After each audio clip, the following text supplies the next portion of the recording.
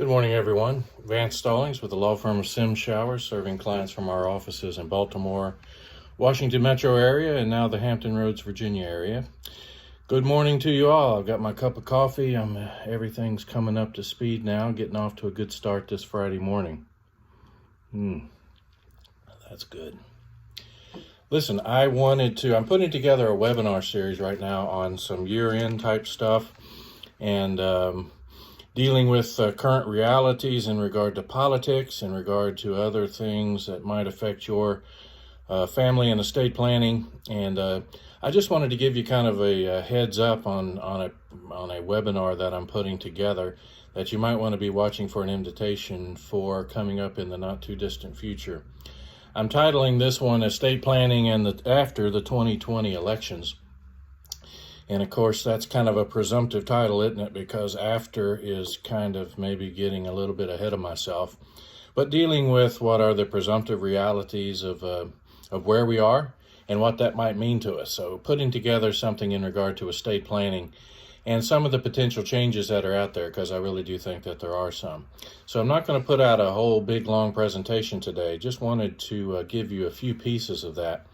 You know, as we go forward, estate planning right now is based in certain realities. One of them is a very large exemption amount that each of us has that we can pass along a certain amount of money at the time that we die, and our assets, money, whatever that amounts to. And that comes up to $11.58 million currently per person. So you can imagine a couple multiple of two by that, and a couple can pass along a lot of money and not have to worry about estate tax.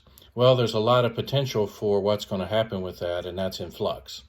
So this higher exemption amount is scheduled to decrease currently, or sunset, on January the 1st of 2026, and it would go back down to $5 million, which is half of where it was when they first jumped it up to 10.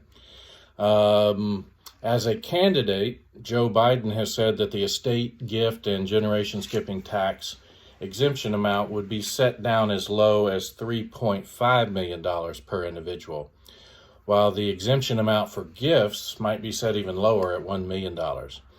And that the estate, gift, and GST, or generation skipping tax rate, could increase up to the 45 to 65% rate, or range. So that is a sea change in regard to personal estate planning and in dealing with the exemption amounts, because obviously the larger exemption amount really took almost everybody out of having to worry about paying estate taxes. But now a lot of that's going to come into play. So I'm going to be over the next few days, and maybe every other day or so, sharing with you little snippets about what you might want to do, taking into account these potential realities. And, again, we're dealing with who's going to be making the decisions, and then what kind of decisions are they going to make based in, on what the political realities are going to be in regard to changing the laws. And of course, that's in flux too. So lots of different things to worry about. Just wanted to say hello, jump on board here to my something less than 1 million followers on Facebook, Twitter, Instagram, LinkedIn, and now Parler and MeWe as well. So lots of different platforms for my fame to spread. Anyway, hope you're doing well. Have a great day, and we'll be back in touch. And hopefully this will get you to thinking a little bit about some things that may be coming your way in the not too distant future. Thanks so much.